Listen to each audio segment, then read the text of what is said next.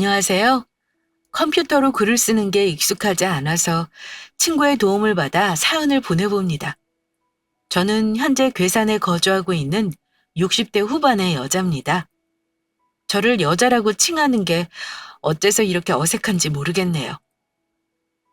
일평생을 누구의 엄마, 누구의 아내로 살아와서 그러겠죠?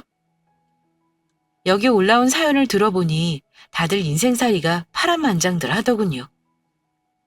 저의 아들 나이와 같은 또래의 여성분들의 파란만장한 삶, 아니면 저와 같은 나이대의 여성분들의 우여곡절 많은 삶까지 제가 감히 견주어질 수 있을지는 모르겠지만 이렇게 용기를 내어보았습니다. 저는 아들과 인연을 끊었어요. 아들이 결혼하고 손주가 태어나면서 인연을 끊게 되었죠. 남편은 아들아이가 갓난쟁이일 때 세상을 떠나서 혼자서 아들을 키웠습니다. 내 모든 걸 바쳐서 키운 아들이었는데 절대 끊어지지 않을 거라 생각했던 부모와 자식 간의 연이 끊어지기는 하더군요.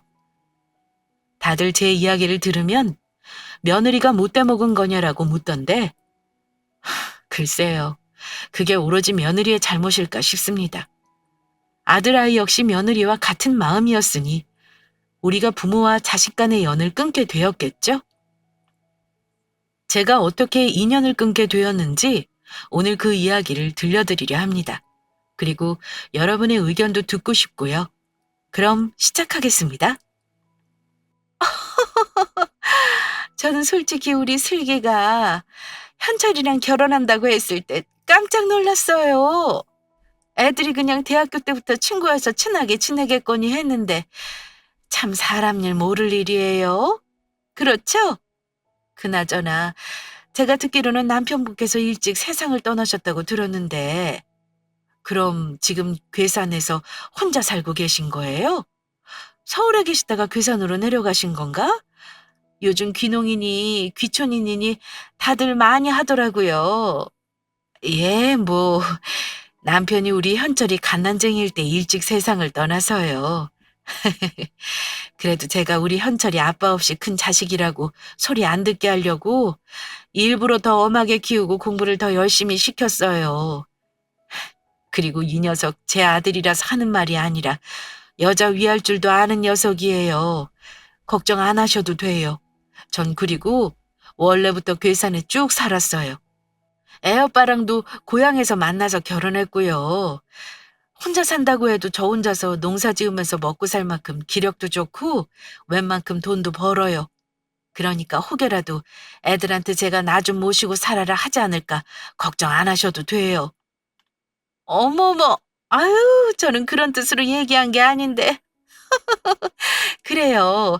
뭐 솔직히 말해서 요즘 100세 시대니 뭐니 하는데 그걸로 따지면 사돈이나 제 나이가 청춘 아니겠어요?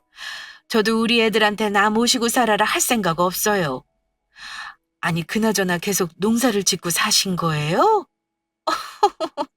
아니 제가 평생을 서울에서 살아와서요. 농사 짓는 사람은 실제로 보는 게 처음이라 아우 대단하시네요. 그래도 여자 혼자 농사 짓는다는 게 쉬운 일은 아닐 텐데. 저 잠시 실례 좀. 슬기야, 엄마가 옷 뒤에 매무새가 영 불편하네? 엄마랑 같이 좀 나가자. 우리 심서방이랑 사돈 앞에서 옷 정리를 할 순 없잖니. 그럼 잠시 실례 좀 할게요. 지금 돌이켜보면 저는 아들아이를 결혼시키면서부터 죄인이 된 것 같았어요. 남편이 일찍 세상을 뜨는 바람에 저 혼자 아들을 키웠다고 말씀드렸잖아요. 그렇게 살아온 게 아들아이가 결혼할 때 약점처럼 보일 줄은 꿈에도 몰랐네요. 홀어머니. 홀어머니라는 그 말이 사돈댁이나 며느리가 아이한테는 참 부담이 왔나 봅니다. 상견례 내내 혼자 사시는 거냐라는 말을 계속 물었던 것 같아요. 어떤 마음으로 묻는지 알 것 같아 애들한테 나 모시라고 말할 생각 없으니 걱정 마시라고 제가 먼저 말했습니다. 그 말을 하면서도 어찌나 마음이 안 좋던지 그런데 그건 문제가 아니었더라고요. 사돈이 될 그 여자는 제가 시골에서 평생을 농사 지으며 살아왔다는 말을 듣는 그 순간 표정이 안 좋아졌습니다. 제가 느낄 만큼 말이에요. 그러면서 그 얘기를 듣다 말다 며느리가 될 그 아이를 데리고 잠시 화장실을 간다고 하더라고요. 뒤에 옷 지퍼가 잘못되었다면서 말이에요. 그래서 뭐 그러려니 했는데 일부러 그런 건지 뭔지 모녀가 문을 닫고 나가고 복도에서 하는 이야기가 고스란히 안으로 들려왔어요. 야, 너는 엄마한테 제대로 말을 해줬어야지. 아니, 현철이 엄마가 시골에서 농사 짓는 사람이었어? 아이고, 내가 못 산다, 정말. 야, 시골에서 농사 짓는 사람이면 하객으로 오는 사람들도 죄다 촌사람일 텐데. 뭐, 교회 사람들한테 창피해서 엄마가 뭐라고 말해야 하겠니? 아휴, 교양 떨어져서 정말. 에이, 엄마. 어차피 결혼하고 나면 자주 보지도 못해. 저 사람 엄마가 농사를 짓든 뭐라든 저 사람이랑 나랑만 그렇게 안 살면 되는 거지. 엄마 심사방 처음 봤을 때부터 뭐라고 했었어? 나한테 그랬었잖아. 대학교 때 처음 봤을 때 뭘 해도 될 것 같으니까 저런 애랑 붙어 다니라고. 봤을 때 촌티 안 나잖아. 그리고 결혼식장에서야 하객들끼리 잠깐 보는 건데. 교회 사람들이 뭐 수준 떨어지게 뭐네 하겠어? 어쨌든 엄마 티내지 마. 알겠지? 표정 관리 좀 해, 표정 관리 좀. 저 소리를 듣고 앉아 있는데 두 모녀의 발자국 소리도 멀어지고 말소리도 멀어졌지만 사람들이 나눈 그 짧은 대화가 제 귓가에 계속 맴돌았습니다. 제가 들었다면 아들 녀석도 분명히 들었을 텐데 아들아이는 그저 저를 보며 멋쩍게 웃은 뒤 제 손을 한번 토닥여 주었어요. 그냥 넘어가라는 뜻이었겠죠. 왜 부모는 항상 그렇잖아요. 자식한테 해주고도 미안하고 늘 죄 지은 것 같고 며느리가 된 그 아이의 엄마가 저는 마음에 안 들어 할지언정 그래도 우리 아들은 예뻐하니 다행이다 생각 들었습니다. 그 사람들이 말하는 대로 결혼하고 몇 번이나 보겠나 그 생각도 들었죠. 그래서 그냥 못 들은 척 잊자 하고 애써 넘겼어요. 얼마 지나지 않아 며느리가 될 그 아이와 사돈이 들어왔죠. 애써 표정 관리를 하려고 하는 것 같았지만 표정이 썩 좋아 보이진 않았어요. 모르겠다. 내가 네 기분까지 맞춰야 하냐 싶기도 하고. 그래도 우리 아들 장모 될 사람인데 잘 지내야지. 제 마음 안에서 이 생각 저 생각에 서로 난리였어요. 무슨 말하는지도 모른 채 이야기를 하다가 아이들 집 얘기가 나와서 그건 제가 하겠다고 했습니다. 당연히 제가 해야죠. 아무리 세상이 바뀌었다고 해도 남자가 집을 해가는 게 맞잖아요. 저희 남편이 우리 현철이 장가갈 때 꼭 아비가 해줬다고 얘기해달라면서 애 앞으로 남겨둔 자금이 좀 있습니다. 그걸로 애들 결혼 선물해 주려고요. 이거 너희 아빠가 주는 선물이야. 그러니 잘 살아야 해. 어머머, 사돈이 굉장히 사리가 밝으시네요. 맞아요. 요즘 사람들 뭐 세상이 바뀌었으니 그냥 자기네들이 알아서 집을 구하겠다. 월세로 쳐도 된다. 뭐 그런 소리 하는데 막상 살아보라고 해봐요. 빚으로 시작하는 게 얼마나 힘든지. 월세는 다 나가는 돈인데 그렇게 살다가 언제 돈 모아서 애 낳고 집 사고 하겠냐고요. 아유, 어떻게 이야기를 해야 하나 했는데 이렇게 사돈이 먼저 말을 꺼내주시니까 제가 마음이 편하네요. 집 해주시는 것만큼 저도 우리 심서방이랑 슬기 새 집에서 새 가구로 잘 살라고 좋은 거 혼수해서 보낼게요. 아유, 이렇게 마음이 잘 맞는 사돈을 만나서 얼마나 감사한지 몰라요. 예, 그렇죠. 저도 얼마나 감사한지 몰라요. 다만 다른 게 아니라 제가 보기에는 아직 우리 현철이가 아이로 보여서요. 결혼하고 자식 낳아봐야 철된다고들 하잖아요. 그래서 애들 자식 낳기 전까지는 제가 명의로 해놓으려고요. 애들 집 제 명의로 해두겠습니다. 뭐 명의만 제 이름이지 뭐 사는 건 애들이잖아요. 그리고 애들 앞으로 집까지 있으면 사돈 말대로 돈 모아야 하는데 세금이 얼마나 나오겠어요. 괜찮지 슬기야? 괜찮지 아들? 아유, 뭐 어차피 애들 집 사주시는 거 그냥 명의도 애들 앞으로. 아유, 뭐 그래요. 애들 앞으로 집 있으면 세금도 많이 나갈 텐데 너희들 자식 낳기 전까지 열심히 돈 모아둬. 사부인이 너희들 돈 모으라고 세금도 다 내주신대잖아. 아유, 사돈 아무튼 저희 잘 지내봐요. 집 얘기를 꺼내고 나니까 사돈이 될 여자며 며느리가 될 그 아이, 그리고 제 아들 녀석까지 표정이 확 밝아졌어요. 남편이 세상을 떠나기 전 병마와 치열하게 싸우면서도 나중에 우리 아들이 자라면 꼭 아비가 해줬다고 말해달라면서 아들 앞으로 돈을 남겨놓고 세상을 떠났습니다. 아들에게 남겨준 그 동네에 전 절대로 단 한 번도 건드린 적 없었어요. 아들 녀석에게도 일부러 단 한 번도 말하지 않았던 돈이었습니다.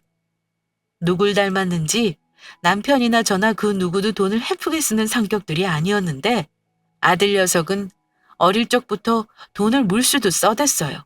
그런 아들 녀석을 알았기에 그 돈에 대해 얘기하지 않았고 신혼집 해주면서도 집 명의를 제 앞으로 해두겠다고 한 것이었습니다. 명의를 누구 앞으로 하건 말건 그저 자기들 앞에 새 집이 생긴다는 사실에 신이 났었나 봐요. 아들 녀석과 며느리는 그 자리에서 친구들한테 자랑하고 아주 난리도 아니었습니다. 또 그렇게 좋아하라는 모습을 보니 조금 전에 있었던 서운한 마음도 금방 잊게 되더라고요. 그리고 그날 이후에도 며느리는 제게 살갑게 잘했습니다. 다만 조건이 있었던 것 같아요. 꼭 저한테 뭔가를 사달라고 하거나 필요한 것이 있을 때만 살가웠죠. 그것도 제가 당시에는 몰랐네요. 아들 내외와 인연을 끊고 나서 제가 알았습니다. 아이고, 현철이 엄마 며느리 잘 됐네. 서울에서 여기가 어디라고 매일 주말마다 와서 일을 거들어? 아이고, 좋겠다, 좋겠어. 현철이 색시, 주변에 고운 친구들 없어? 우리 현철이 색시처럼 참하고 착하면 좋겠는데. 에이라이, 주책이야. 우리 며느리 같은 애가 어디 흔한 줄 알아? 얘 슬기야, 너 저 아줌마 말 듣지 말어. 어디서 우리 며느리를 넘보고 있어. 돌아오면 경민이한테도 서울로 가서 일하라고 해. 어머, 저 옆편네 봐봐. 봐봐, 며느리 아주 어깨가 하늘로 솟네. 솟아. 현철아, 경민이 좀 챙겨봐. 너만 좋은 여자 만나서 장가가지 말고. 아유, 부럽다, 부러워. 아들 녀석과 며느리가 될 아이는 상견례 이후에도 매주 주말마다 괴산으로 내려왔습니다. 내려와서 농사 짓는 걸 도왔죠. 제가 이래저래 농사한다고 판 버려놓은 게 많아요. 그래서 혼자 하기에는 아무래도 무리가 있었죠. 농번기 때는 다른 집들도 다들 바빠서 일손이 부족했거든요. 아들과 며느리가 될 아이가 함께 와서 옆에 있어주니 세상 부러울 게 없었습니다. 무뚝뚝한 아들만 키우다가 제잘제잘 말도 많이 하고 애교도 많은 며느리를 만나니 이래서 딸 가진 부모가 좋은 건가 싶었네요. 어머니 있잖아요. 제가 저 사람한테 이왕이면 좀 높은 층으로 집 알아보면 어떻겠냐라고 얘기했거든요. 그랬더니 돈 더 많이 든다고 싫어하는 거예요. 어머니, 이왕이면 높은 층이 낫지 않을까요? 나중에 집 할 때 생각해도 저층보다는 고층에서 집값도 많이 나가잖아요. 돈이 혹시 부족하면 제가 엄마한테 말해보든가 아니면 뭐 제가 대충 해도 더 받죠 뭐.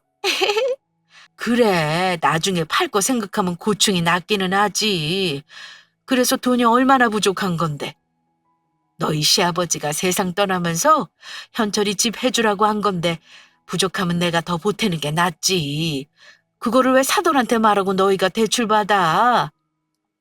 내가 보태줄 테니까 너희 하고 싶은 집으로 해라. 정말요? 어떡해. 저 너무 좋아요. 역시 어머니. 제가 이래서 저 사람보다 어머니랑 말하는 게 더 좋다니까요. 감사합니다, 어머니. 그러면 제가 서울 올라가자마자 집 보고 어머니한테 바로 전화 드릴게요. 어머니, 제가 오늘 여기 있는 거 반 이상 일하고 갈게요. 아이고, 됐어. 허리 아파서 못 써. 적당히 하고 저녁 먹고 얼른 쉬어. 평일에도 내내 일하는 애들이 주말까지 시골 와서는 웬 고생이야. 에이, 어머니 뵈러오는 건데 뭐가 고생이에요. 전날도 그랬어요. 구하고 싶은 집이 있는데 고충이다 보니 집값이 더 나간다. 돈을 더 보태달라. 그 말을 하려고 괴산까지 내려온 것이었죠. 얼마나 영악한 줄 몰라요.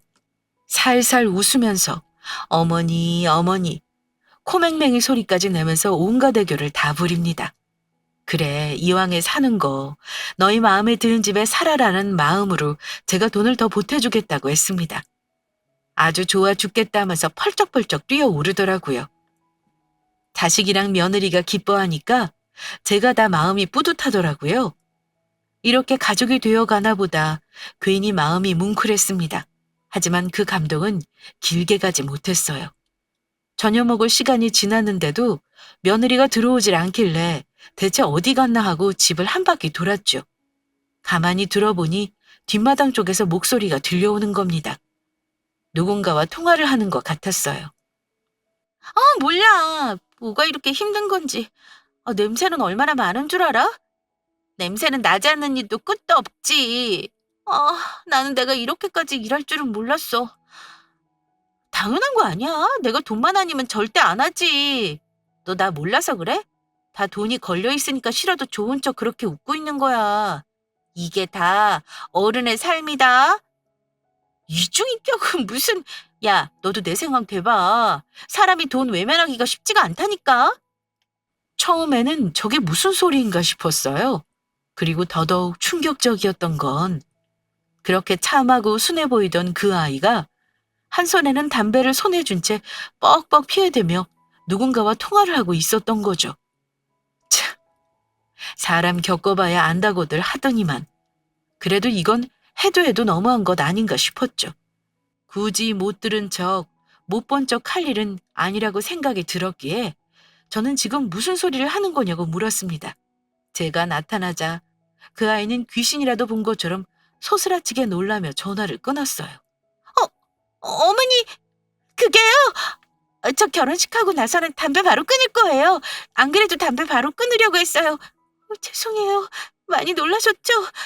결혼하면 진짜 바로 끊을 거예요. 약속할 수 있어요, 어머니.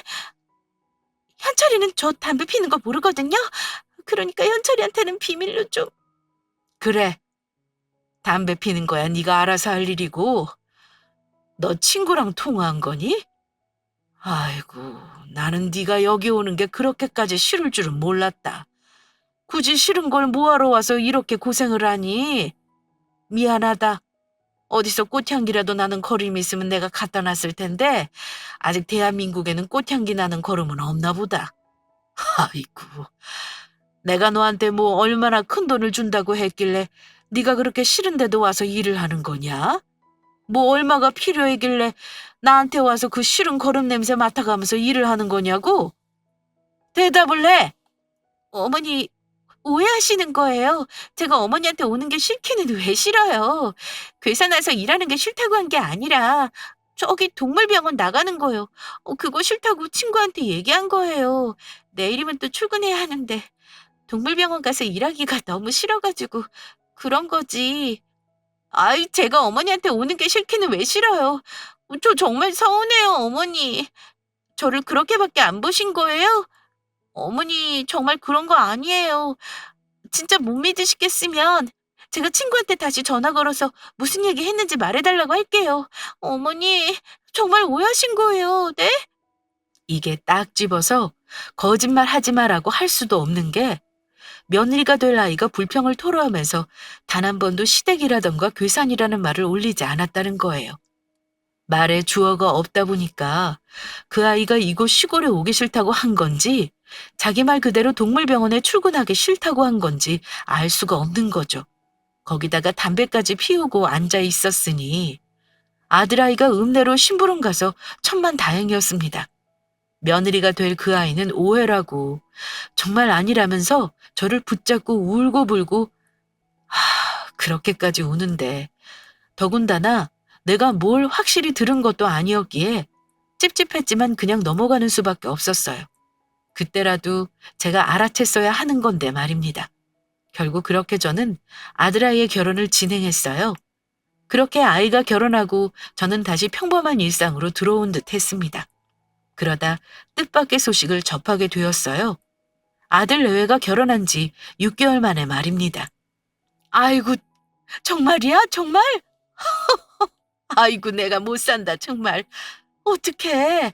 애기는 괜찮다니? 건강하대? 아이고, 장하다. 슬기가 앞으로 정말 힘들 거야. 여자들 임신하면 몸도 무겁고 괜히 울적하기도 하고 그럴 테니까는 네가 슬기한테 잘해야 해, 응? 아이고, 이걸 어떻게 하니? 너무 좋다. 너무 좋아. 네, 다름 아닌 아들내외 임신 소식이었습니다. 이곳 썰TV 구독자분들 중에도 손주 손녀를 보신 분들이 계시겠죠? 정말이지 이것이야말로 경험을 해본 사람들만이 어떤 감정인지 알 수 있는 것 같아요. 아직도 내 눈에는 아이처럼 보이는 내 자식이 자기 자식을 가졌다는 게 얼마나 신기하고 경이로운 일인지, 내 아이를 가졌을 때와는 또 다른 감동과 기쁨이 몰려왔습니다. 아들이나 며느리나 욕심이 많은 아이들이 없기 때문에 저는 아이를 낳으면 내가 어느 정도 도와주겠다고 했어요. 아들 장모 되는 사람이 이래저래 몸이 약해서 손주가 태어나도 돌봐줄 수는 없는 상황이었거든요. 요즘 뭐 아동학대다 뭐다 말들이 많아서 솔직히 남한테 귀하디 귀한 내 손주를 맡기고 싶은 생각은 없었습니다. 무서웠거든요. 하지만 며느리는, 그리고 제 아들 녀석은 저와 생각이 달랐어요. 아니에요, 어머니. 저희 엄마도 힘드셔서 안 한다고 하셨는데 제가 어머님한테 어떻게 부탁을 드려요? 어머님도 힘드실 텐데. 저 어머니, 그러면요. 차라리 시터 구해주시면 안 돼요? 안 그래도 제가 아기 낳은 친구들 통해서 괜찮은 시터 알아봤거든요. 그런데 되게 유명하신 분이어서 그런지 가격이 조금 비싸서. 어머니, 직접 와서 도와주신다고 생각하시고 저 그냥 시터 한 번만 구해주세요. 네? 그래, 엄마. 엄마 괜히 괴산해서 여기 온다고 짐 싸들고 왔다가 내려갔다 하면 엄마도 피곤하고 우리도 신경 쓰이고, 그리고 엄마가 와서 일하고 계시는데 슬기가 어떻게 편하게 쉬겠어? 저 사람 말대로 엄마가 와서 아이 봐주는 대신에 베이비시터나 구해줘. 맞아요. 어머니, 저는 어머니 고생하시는 거 너무 싫어서 그래요. 그리고 어머니 이제 이 사람이랑 저랑 아이 낳을 거니까 철든 거 맞죠? 왜 어머님이 상견례 때 그러셨잖아요. 철 좀 들고 해야 집 명의 이 사람 앞으로 해주실 거라고요. 그러면 우리 아이 태어나면 저희 집 이제 이 사람 명의로 해주시는 거예요? 약속 꼭 지키셔야 해요. 베이비시터를 구해달라고 했을 때 서운하지는 않았습니다. 그냥 내가 생각을 좀 덜 했구나라고 생각이 들었어요. 친정엄마도 아니고 시어머니가 집에 며칠 몇 달씩이나 머물면서 아이를 봐준다고 한다는 게 며느리 입장에서는 불편할 수도 있겠다는 생각이 들었거든요. 거기까지는 그래도 좋았는데 며느리랑 애가 한다는 소리가 아이 낳게 되면은 그때는 꼭 집 명의를 아들 이름 앞으로 해달라고 제게 아주 말뚝을 박더라고요. 그 말을 들을 때는 참 대단하다 싶었습니다. 그래서 그냥 알았다고 했어요. 그런 거 생각하기 전에 몸 잘 챙겨서 건강하게 아이 잘 낳으라고요. 아이 낳고 몸 안 상하게 하면 지금부터 몸 잘 챙겨야 한다고 말입니다. 코로나가 있기도 했고 거리도 있어서 이제 제가 찾아오는 걸 별로 좋아하진 않았어요. 저도 굳이 애들 불편하게 찾아가고 싶지도 않았고요. 제가 아들 내외를 본 건, 그리고 손주도 함께 본 건 출산을 하고도 1년이 지난 저희 남편 기일 때였습니다. 영상 통화로 그리고 사진으로만 보던 손주를 실물로 보게 되었는데 제가 얼마나 들떠 있었겠어요. 아이한테 안 좋지 않을까 하루 온종일 집안에 쓸고 닦고, 아들내외가 오기 한 일주일 전부터는 저는 온 집안을 대청소했습니다. 하루에 2번씩 샤워했어요. 혹시나 내 몸에서 안 좋은 냄새가 나지 않을까 해서 말입니다. 일부러 며느리가 좋아한다는 음식도 해놓고요. 아이 낳느라 몸이 약해진 건 그건 같은 여자만 아는 거잖아요. 애썼을 며느리 생각해서 좋다는 음식 다 해놨습니다. 그리고 드디어 아들 내외와 손자가 도착했죠. 세상에, 아이고, 아이고, 어쩜 이렇게 인형 같을까? 아이고, 예뻐라. 아이고, 아이고, 우리 현철이 어렸을 때랑 똑같네. 아이고, 아가, 어디서 이렇게 예쁘게 태어났니? 응? 며느리 품에 안긴 손주 아이를 보는데 꼭 아들 녀석이 막 태어났을 때를 다시 보는 것 같았습니다. 글쎄요, 이걸 뭐라고 해야 할까요?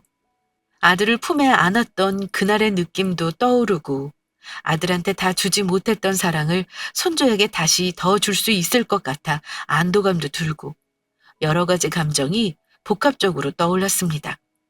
아들 내외가 도착하기 전 몇 번이고 씻었던 손을 덜덜 떨면서 그 귀엽고 포슬포슬한 볼을 만지려 했어요. 그때였죠. 제 손을 뭔가가 탁 하고 쳐내더라고요.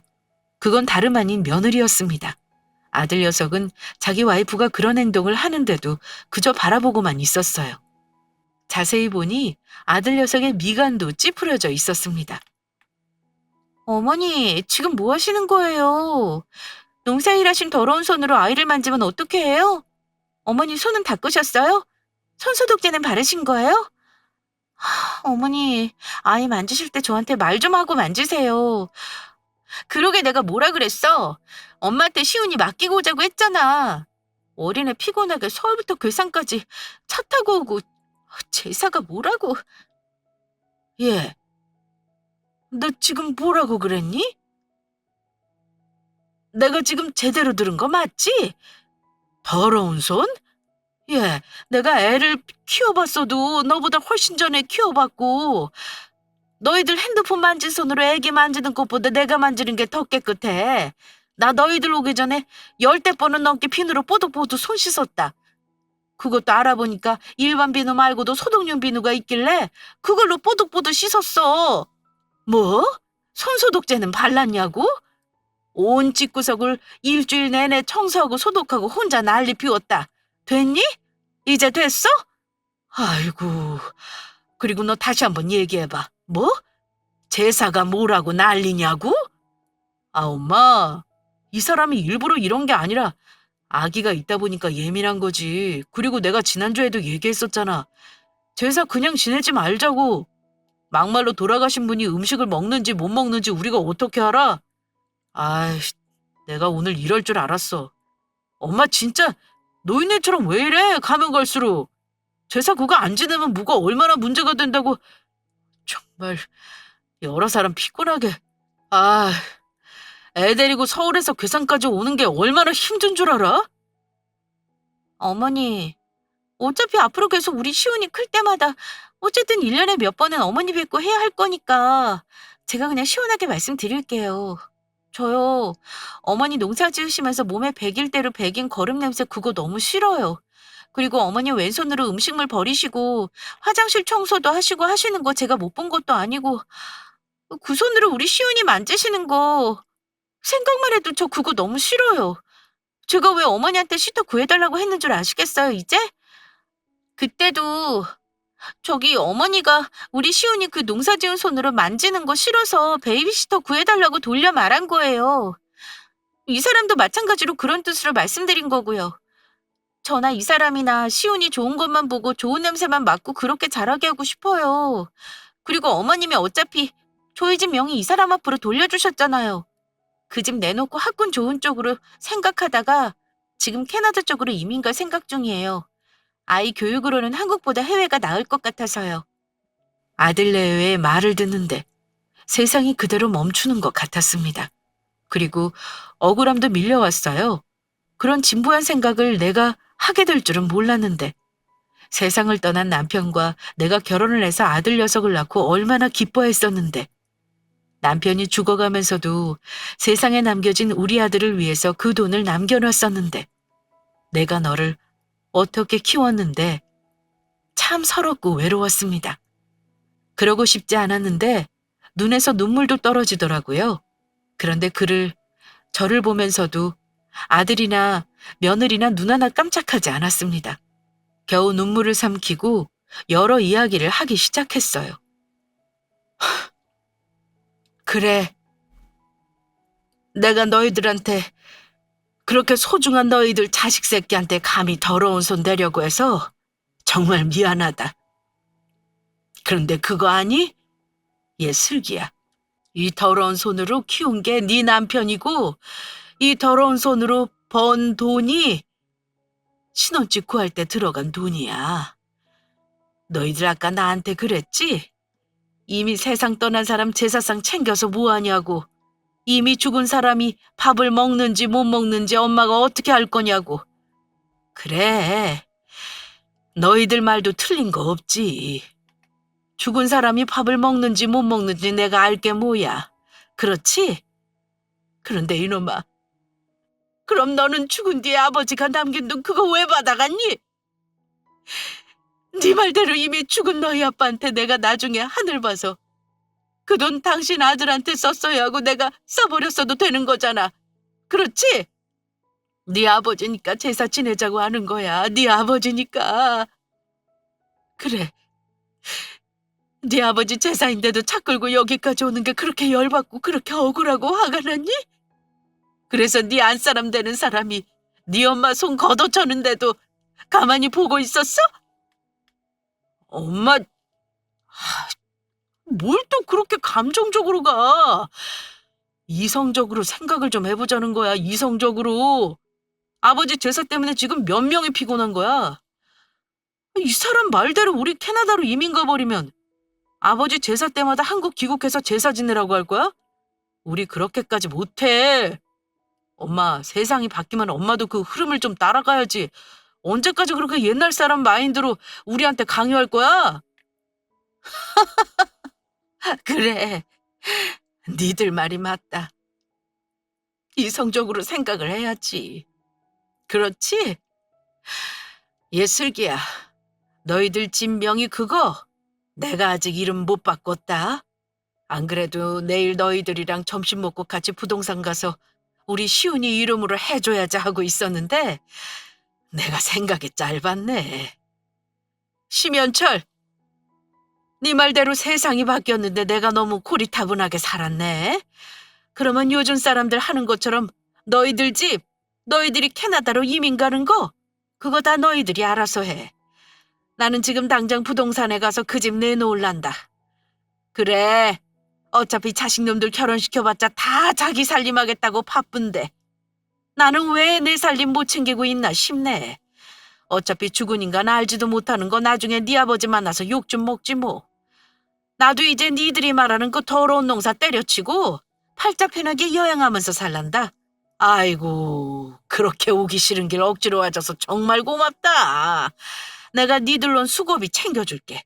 앞으로는 니들 마음대로 니들 하고 싶은 대로 좋은 것만 보고 그렇게 잘 살아봐. 뭐하고들 있어? 얼른 가! 가서 편하게 살아. 어차피 죽은 네 아빠 제사 챙기러 오지 말고 나 죽어도 어차피 죽은 인간이 알지도 못하는 거 찾아오지도 말어라. 이제 각자 인생 잘 살자. 아들 내외가 왜 그렇게 저한테 태도를 바꿨나 했더니 아파트 명의가 자기네들 걸로 돌아갔다고 생각을 했던 모양이에요. 제가 아직 바꾸지 않은 상태였거든요. 남편 제삿날 자식이랑 손주가 오면 함께 가서 우리 손주 앞으로 아파트를 해줘야겠다 마음먹고 있었거든요. 그런데 또 어떻게 된 게 저렇게 아들내외 속마음을 알게 되었네요. 아들내외가 감정적으로 그만하고 이성적으로 판단 좀 하라길래 알겠다고 했습니다. 이성적으로 나도 내 인생 찾아야겠다고요. 그 말을 듣고는 그것들이 안면을 싹 바뀌는 게 아니겠어요? 자기 아들내미 안고 위풍당당하게 제게 말을 쏘아붙이던 며느리가 사색이 되어서는 제게 손주 녀석을 들이밀더군요. 에이, 어머니, 죄송해요. 제가 너무 예민해가지고 괜히 어머니한테 실수했어요. 정말 죄송해요, 어머니. 어머니 손주가 이렇게 할머니 보겠다고 하는데 한 번도 안 안아주실 거예요? 시훈아, 할머니한테 안겨볼까? 할머니한테 가서 시훈이 왔어요. 해보자. 어머니, 화 좀 푸세요. 네? 제가 잘못했어요. 제가 좀 일찍 와서 어머니 음식 하시는 것도 같이 돕고 했어야 하는데. 저 정말 죄송해요, 어머니. 제가 너무 예민해져서 그랬어요. 당신도 뭐해? 얼른 어머니한테 죄송하다고 말씀드려. 어? 엄마, 그게 아니라 맞아. 이 사람 말이 맞아. 우리 둘 다 요즘에 예민해가지고 다 내가 그러면 안 되는데 아무리 엄마가 좋고 편해도 엄마한테 말을 가려서 했어야 되는데 내가 정말 미안해요. 내가 잘못했어요, 엄마. 어? 화 좀 풀어. 우리 아버지 제사 지내고 내일 뭐 어디 좋은 데로 갔다 올까? 내일 나들이 한번 싹 하고 엄마 말대로 부동산 들리면 되겠다. 어머, 그러네. 딱이다. 어머니, 저희 내일 점심 먹고 드라이브도 좀 하고 그렇게 기분 전환도 하고 그래요. 네? 너무 좋다. 그것들이 아주 사람을 바보로 알더군요. 눈 가리고 아웅도 아니고 불과 몇 분 전만 해도 눈에 쌍심지를 켜고서 정신 좀 차리려 하던 인간들이 집 얘기가 나오자 저한테 저렇게 달라붙었습니다. 그때 알았어요. 내 모든 오장육부가 끊어지는 것 같겠지만 정말 마음 아프고 괴롭겠지만 부모 자식 간의 연을 여기서 끊어야 한다고 말입니다. 아들놈 말대로 이성적으로 생각을 해야겠다고 판단이 들었어요. 그래서 아들내외와 손주 녀석을 그대로 집 밖으로 내쫓았습니다.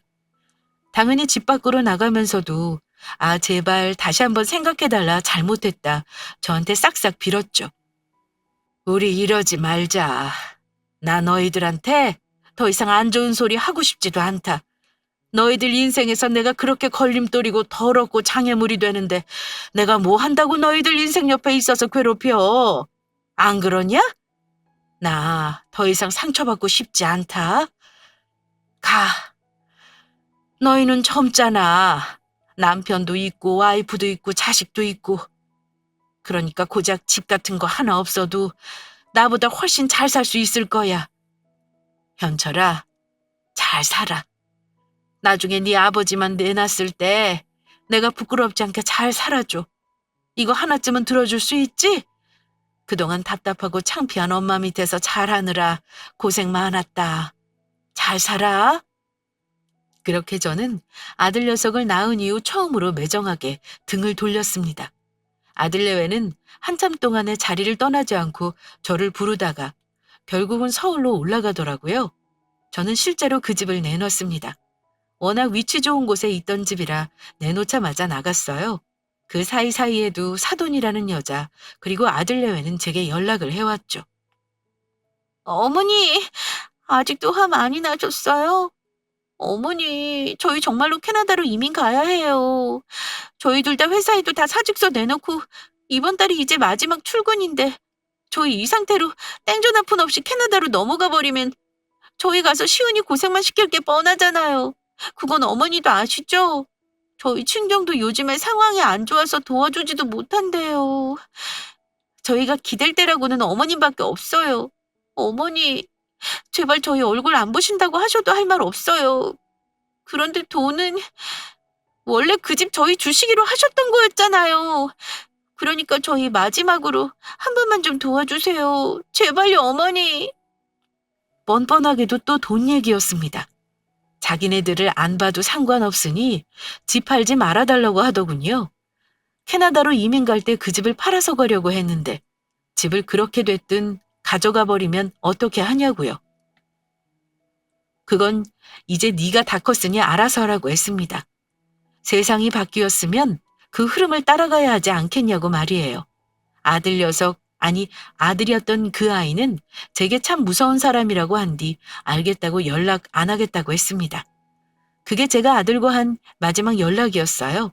그리고 지난달 아들내외가 다시 한번 연락을 해왔습니다.